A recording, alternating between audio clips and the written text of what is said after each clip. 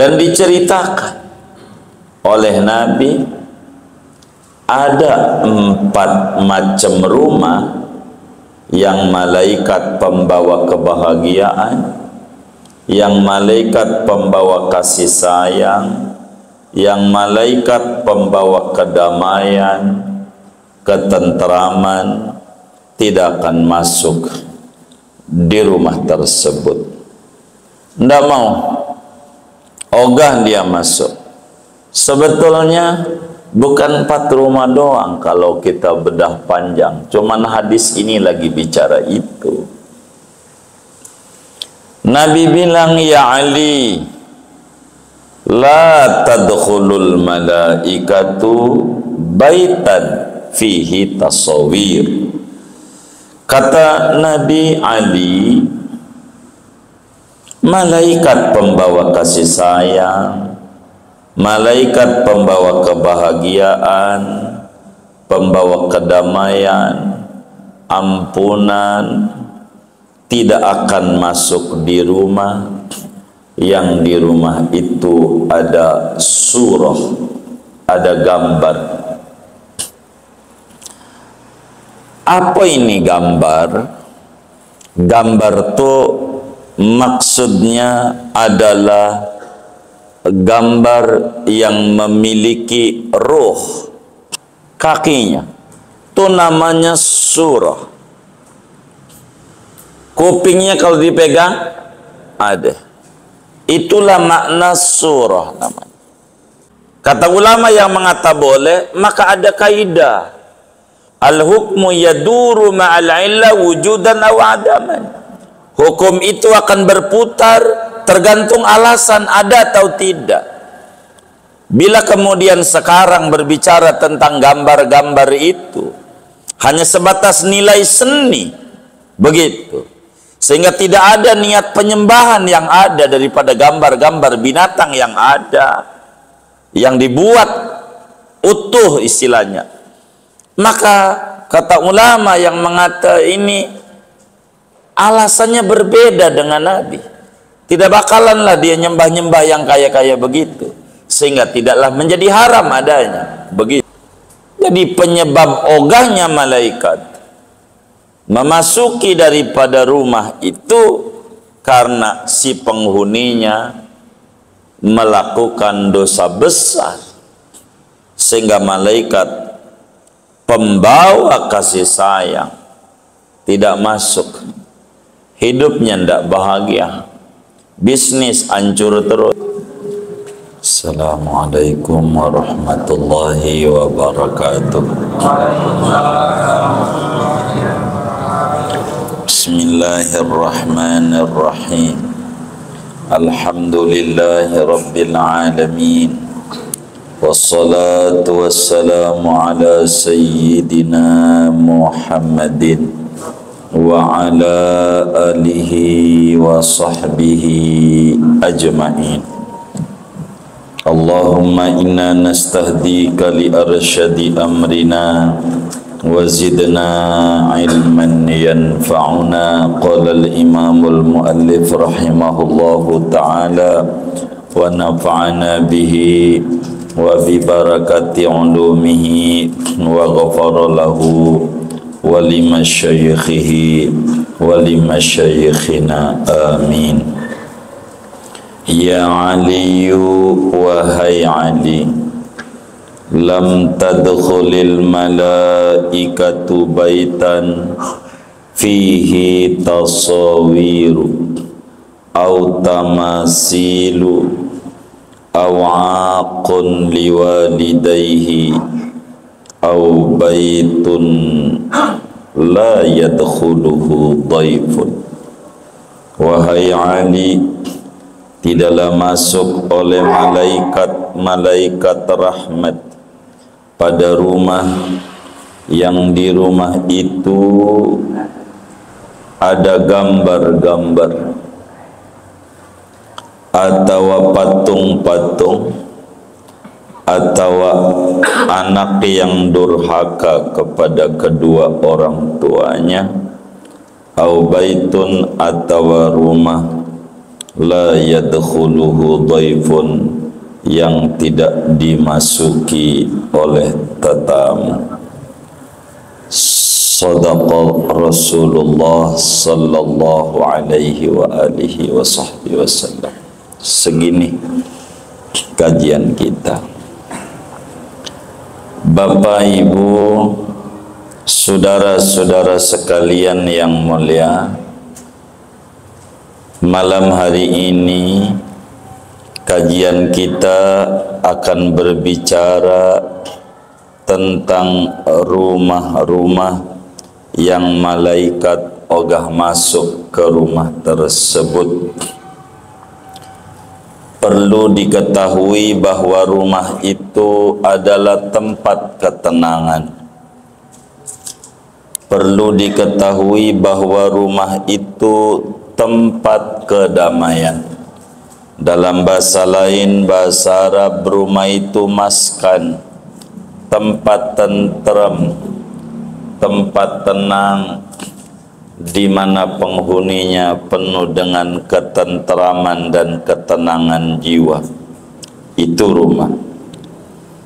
Namun bila kemudian rumah kita jauh lebih gersang, kita tidak betah di rumah, rumah kita kurang menarik, dikasih waktu libur malah pergi ke tempat hiburan, rumahnya tidak menarik dan tidak tenang, ini jangan-jangan rumah itu ada masalah.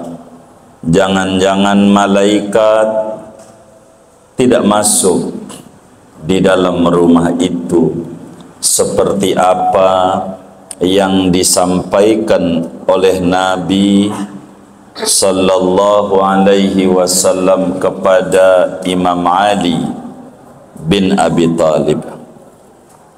Maka malam hari ini kita haruslah berupaya mengenali apakah rumah kita adalah rumah yang didemenin oleh malaikat, ataukah malah rumah kita malaikat itu ogah mau masuk.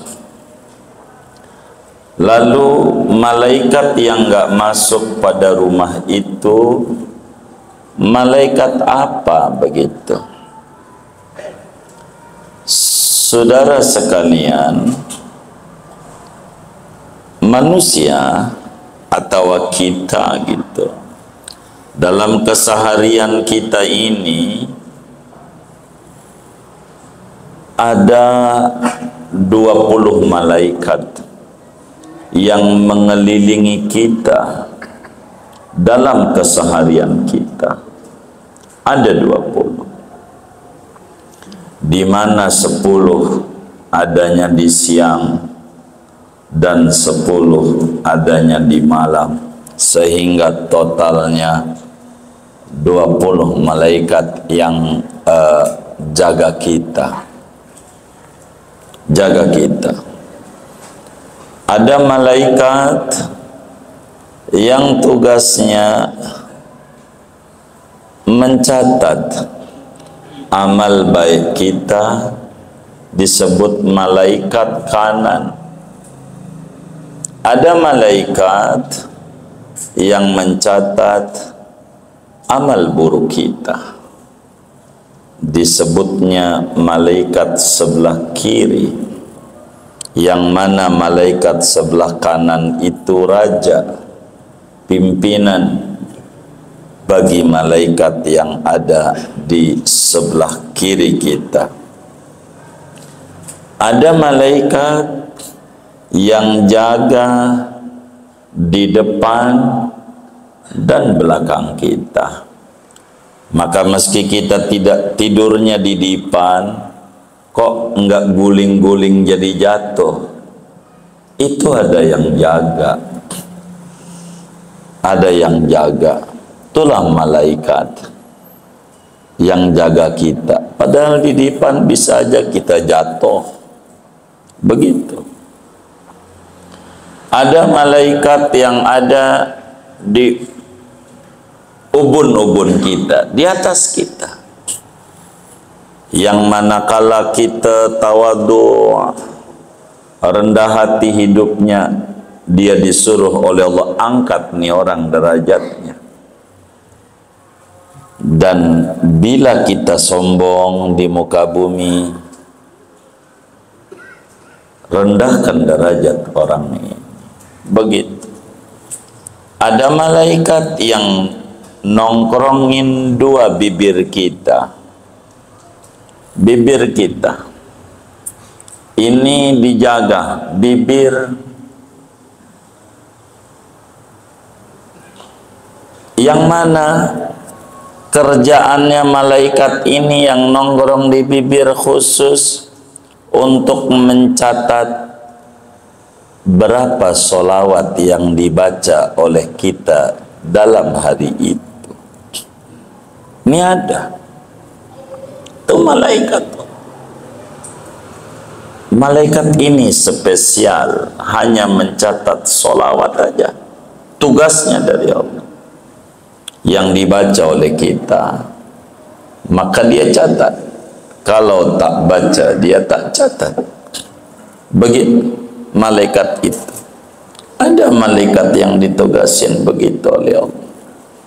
Ada malaikat yang jaga telinga dan mulut kita, sehingga saat kita tidur itu yang namanya semut enggak masuk di kuping, itu dijaga oleh malaikat. Yang namanya kecoa tidak masuk di mulut yang nganga, ngorok, ngiler, enggak masuk. Ini dikontrol, dijaga oleh malaikat. Ada malaikat yang menjaga kita punya mata. Kita punya mata dijaga oleh malaikat, biar kata kita melek debu sih banyak di jalanan, enggak selalu kelilipan. Itu begitu saudara, karena ada malaikat yang menjaga kita. 10 malaikat dari pagi sampai sore, dan malam 10, sehingga totalnya 20 malaikat. Begitu Syekh Nawawi Al-Bantani jelaskan di dalam kitabnya Qatrul Ghaz, daripada pertanyaan yang ditanyakan oleh Sayyidina Utsman bin Affan kepada Habibuna Muhammad sallallahu alaihi wa alihi wa sahbihi wasallam. Lalu saudara, malaikat ini dikelompokkan menjadi 2. Ada namanya malaikat hafazah yang kerjaannya spesial mencatat perbuatan kita dalam keseharian.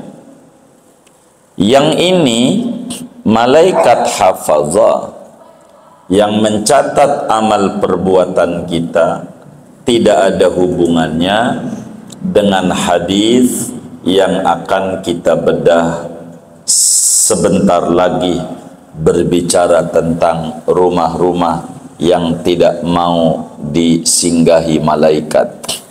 Sebab malaikat hafazah tidak akan lepas dalam hidup kita, selalu menyertai kita, karena memang diberi tugas untuk mencatat amalan-amalan kita.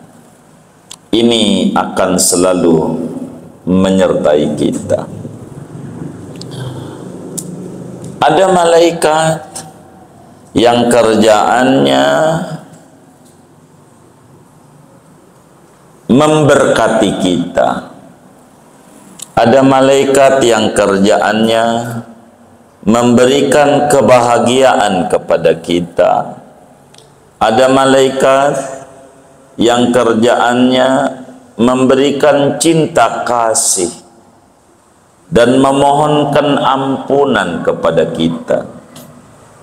Malaikat inilah yang akan kita bedah pada hadis yang kita kaji malam hari ini.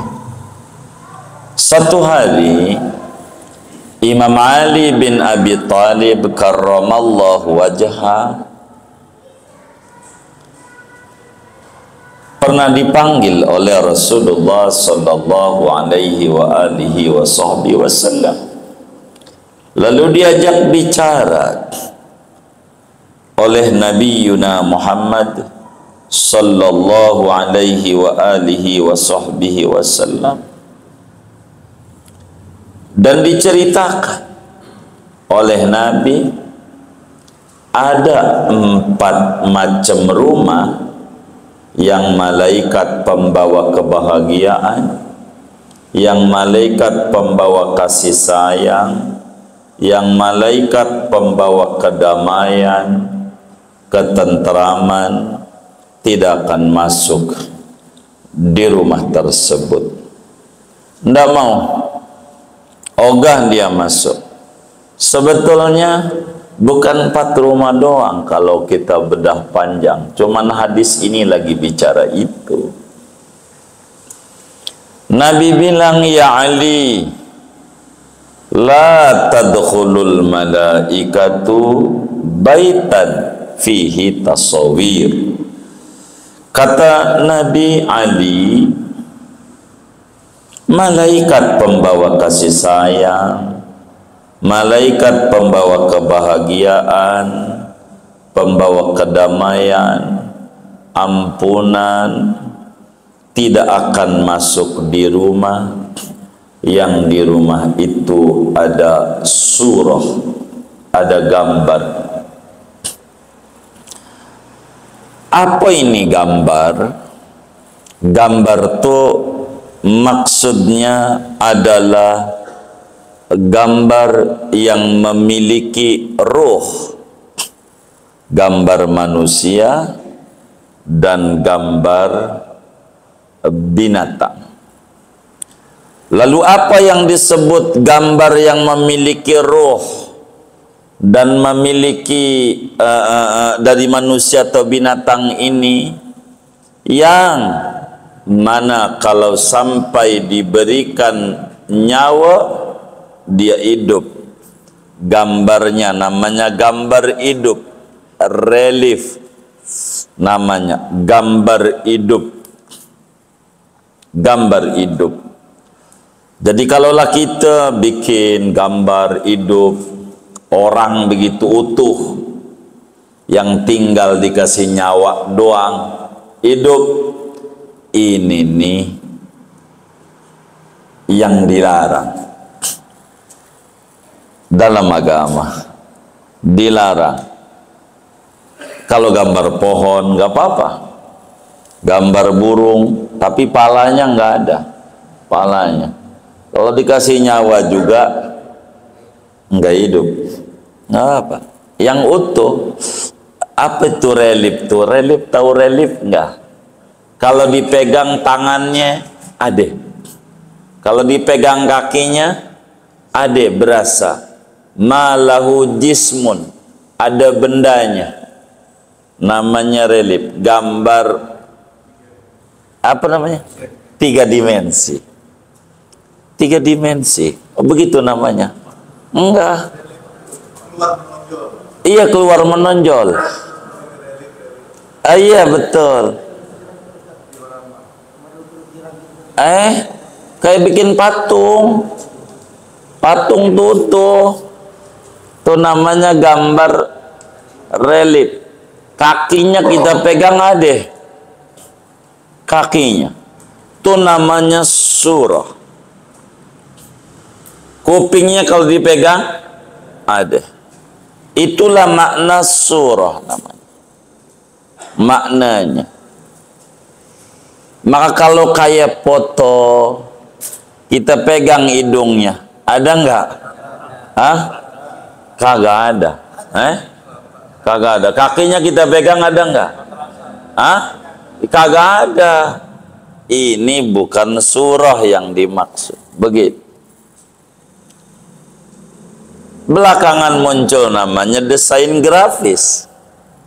Dan ini adalah ilmu. Ini bagaimana bikin gambar ini, gambar. Begitu. Ini ulama memang berbeda-beda bercara gambar. Ada yang berkata keumuman daripada hadisnya Rasulullah sallallahu alaihi wasallam, sehingga mau gambar apa aja nggak mau, di foto aja nggak mau, haram gambar kata dia. Ada itu ulama yang kayak begitu. Padahal foto adalah gambar yang nggak ada apa-apa, nggak juga membuat, hanya dia menyalin daripada menahan cahaya aja. Nggak ada foto-foto itu, nggak ada. Begitu, nggak beda seperti fotokopi. Kitab di fotokopi itu nggak membuat kitab tukang fotokopi. Biar kata dia buta, nggak ngerti Arab gundul, bisa dia, karena itu bukan bikin kitab, hanya sebatas menpotret saja, bukan membuat gambar. Ini beda. Demikianlah tukang foto-foto tuh, dia hanya ngesot foto doang, dia nggak bikin gambar, tidak mengukir, tidak, dari alat yang sudah dibuat, tentu dari Allah subhanahu wa ta'ala ilmunya yang membuat alat fotografi. Begitu. Itu nggak apa-apa, boleh saja, boleh. Begitulah ulama. Jadi yang dimaksud dengan gambarnya apa? Relief, gambar utuh kayak orang dibuat, yang kalau kemudian dikasih nyawa hidup. Begitu, karena semuanya lengkap. Dan ini pun juga ulama berbeda pada akhirnya, karena belakangan ada disebut desain grafis, itu adalah art, keseni, estetika yang dia pandang. Maka ulama ada yang menyoroti, tar dulu, kenapa Nabi larang? Maka Islam dulu, kata ulama yang mengata boleh.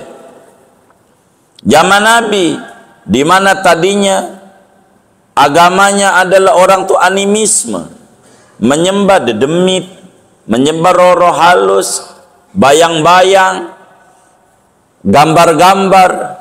Inilah gambaran Tuhan, sehingga Nabi larang begitu, agar supaya tidak muncul kesyirikan. Kata ulama yang mengata boleh, maka ada kaidah, al-hukmu yaduru ma'al illa wujudan aw adaman. Hukum itu akan berputar tergantung alasan ada atau tidak. Bila kemudian sekarang berbicara tentang gambar-gambar itu hanya sebatas nilai seni, begitu, sehingga tidak ada niat penyembahan yang ada daripada gambar-gambar binatang yang ada, yang dibuat utuh istilahnya. Maka kata ulama yang mengata ini alasannya berbeda dengan Nabi, tidak bakalanlah dia nyembah-nyembah yang kaya-kaya begitu, sehingga tidaklah menjadi haram adanya. Begitu ada ulama. Ada juga yang mengatakan umuman, tetap aja nggak dikasih. Itu terserah Anda dan mau ikut yang mana. Begitu maksud saya. Surah itu rumah yang ada banyak patung-patungnya, gambar-gambarnya. Ada macan lah di depannya, kolam-kolamnya utuh sama ekor-ekornya. Itu malaikat tak masuk ke rumah itu. Begitu, malaikat pembawa kebahagiaan nggak masuk. Autamasil atau patung, ini sengaja bikin patung. Tentu kenapa bikin patung? Menyebabkan malaikat tak masuk. Ulama menjawab, ini karena dia melakukan dosa besar, membuat seserupaan penyembahan selain Allah, dan ini dilarang. Yang ini sepakat ulama, tidak boleh. Yang kayak begini, patung sesembahan gede, tidak boleh. Ada di daerah Sulawesi Utara, gede banget, begitu gambar gede, mau terbang. Ya, begitu saudara. Ya tapi kan bukan kita punya begitu. Oh iya, ini kan muslim yang ngomong. Itu begitu saudara. Karena menyamai penciptaan Allah, begitu. Sesembahan. Inilah yang kemudian malaikat tak masuk di rumah yang ada patungnya, yang ada gambar relief. Begitu. Kalaulah saudara gambar orang setengah badan aja, Fir'aun aja setengah doang gambarnya, nggak utuh, nggak sampai kaki gambarnya itu, dekat piramidnya itu, belakangnya itu. Kalau setengah mau kita juga nggak hidup. Hah? Setengah doang hidup nggak? Kagak. Itu mensiasati biar boleh begitu, nggak apa-apa. Jadi malaikat nggak bakal masuk di rumah yang ada gambar utuh, relief, relief namanya ya dalam dunia desain, begitu. Adapun fotografi nggak apa-apa, boleh aja foto. Kalau nggak boleh, kasihan para caleg-caleg, ada itu. Waduh, dosa dia kan, kasihan. Timbang begitu doang, nggak apa-apa, boleh aja, boleh, nggak apa-apa, begitu.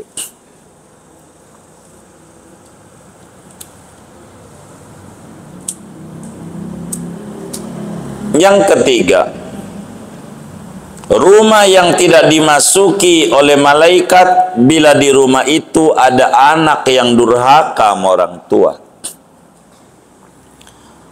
Malaikat pembawa bahagia nggak mau masuk. Kenapa? Sebab dia melakukan dosa besar. Durhaka sama orang tua, dosanya amat sangat besar. Maka malaikat pembawa bahagia nggak masuk di rumah itu. Biar kata duitnya banyak, puyeng terus. Hidupnya nggak penuh ketenangan. Karena ada orang yang durhaka. Jadi penyebab ogahnya malaikat memasuki daripada rumah itu karena si penghuninya melakukan dosa besar, sehingga malaikat pembawa kasih sayang tidak masuk. Hidupnya tidak bahagia, bisnis hancur terus, acak-acakan karena si anak tidak makasih sama orang tua. Padahal dia ada di dunia sababiah, ada ayah dan bundanya. Dia bisa punya perusahaan, itu sebab dari ayah bundanya. Doa-doa minta sama Allah dengan bahasa terbata-bata supaya anaknya tinggi derajatnya. Begitu. Maka kemudian dia lupa sama orang tua. Durhaka dia. Kadang dia punya perusahaan dikasih sama orang tuanya. Begitu, kontrakan dari orang tuanya yang bangun, dia memungutin doang saban bulan. Kan ada yang kayak begitu ya. Ada nggak? Yang mana orangnya? Itu begitu saudara. Orang tuanya yang bangun. Lalu kemudian mau haul aja, ini beda mulu. Haul aja. Buat orang tuanya, padahal tanahnya dari orang tuanya. Galanya dari orang tuanya, dianya orang tuanya. Buat orang tua aja hitung-hitungan, lu aja bang, lu aja. Nggak dipikirin. Justru disebutlah warisan, namanya harta pusaka. apa pusaka kenang-kenangan, supaya kita ingat betapa orang tua kita hebat. Udah matinya aja bisa ngasih makan sama kita. Udah mati, kita yang masih hidup bingung mau nyekolahin bocah, bingung. Ada masalah pada kita. Begitu saudara. Rumah yang penghuninya durhaka tidak akan dimasuki oleh malaikat pembawa kebahagiaan dan ketenteraman serta keberkahan. Jadi malaikatul barakah, malaikatul rahmah, malaikatul maghfirah tidak bisa masuk dalam rumah yang seperti itu.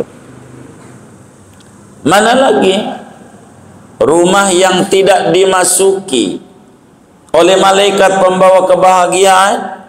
Au baitun la yadkhuluhu dhaifun, rumah yang orang pernah diinjak tamu.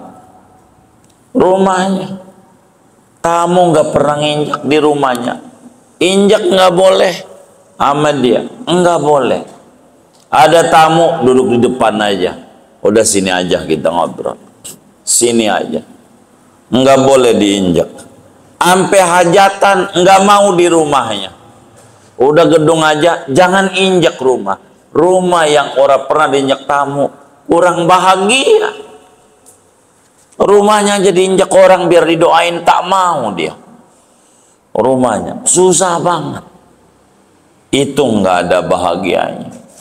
Begitu rumah yang kayak begitu, nggak ada bahagianya. Yang ada puyeng. Makanya bisa Sabtu Minggu ke puncak, mau ngapain? Lihat pohon. Ya Allah, di rumah juga ada pohon. Begitu pohon. Mau tidur ya sama, biar kata di hotel juga tidurnya melotot apa merem? Ya merem juga sama, nggak ada, sama merem. Pulang aja ngeluh, udah macet, pakai one way lagi. Begitu kan udah tahu, ngapa lu kerjain? Ini kan dikata waras rada-rada,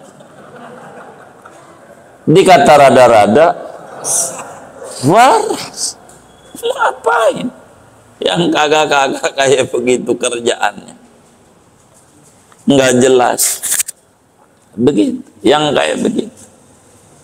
Jadi rumah yang nggak pernah diinjak tamu, rumah yang kurang kebahagiaan. Tamu susah, tamu begitu susah. Mau masuk ada security ditahan, depan pintu ada anjing lagi. Ya Allah, jadi sengsara amat yang kayak begitu.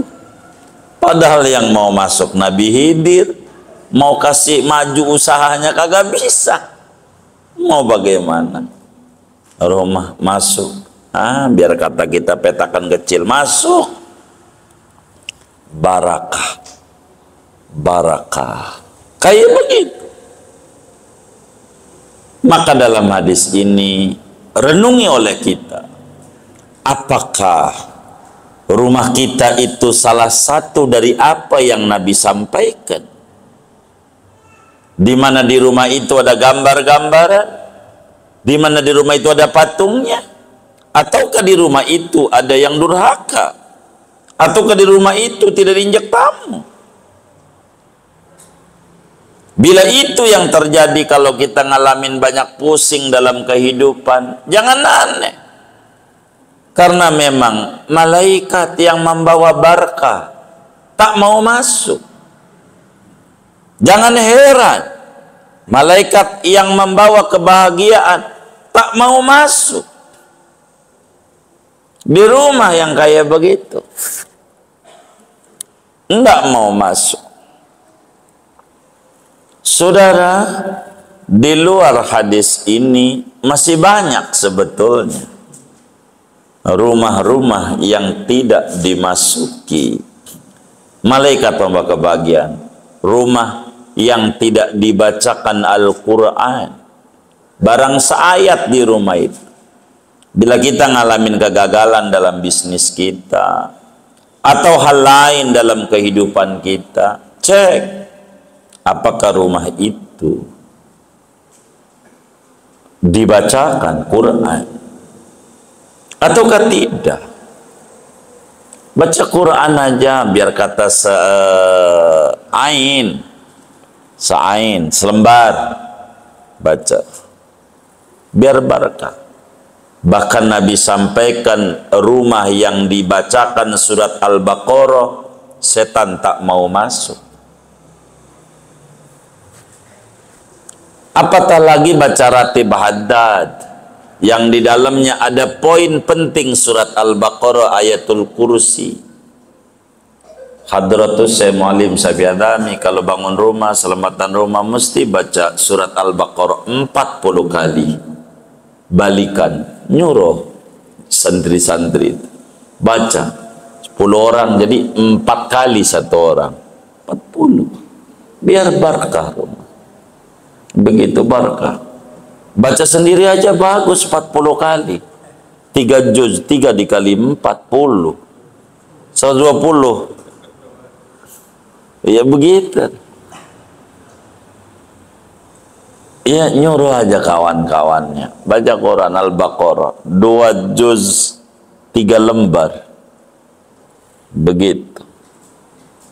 Al-Baqarah panjang 280 lebih. Al-Baqarah baca barakah. Saudara selamatan rumah nih besok mentempatin bacain Al-Baqarah 40 kali. Barakah rumahnya. Biar malaikat demen. Hidupnya penuh ketenangan. Jadi biar kata rumahnya nampak kecil sebetulnya, tapi tampak orang lebar, gede di mata orang. Wah gede, padahal kecil. Ini jiwanya jadi lebar, padahal kecil. Ini dibacain Al-Baqarah biar enak bacain. Waduh waktu bangun rumah enggak, ya malam ini aja dah baca. Ya waduh ini biasa harian, ya kalau 40 kalau sendiri ya 40 hari dah. Wih, biar barakah rumah. Begitu saudara. Bahkan ada lagi itu hadis Nabi, rumah yang di dalamnya ada anjingnya kecuali anjing buat jaga kebun. Begitu. Itu enggak ngaruh. Begitu. Kenapa sampai ulama bilang begitu? Karena anjing banyak makan najis. Bergelutnya. Singkatnya pada malam hari ini, kenali rumah Anda.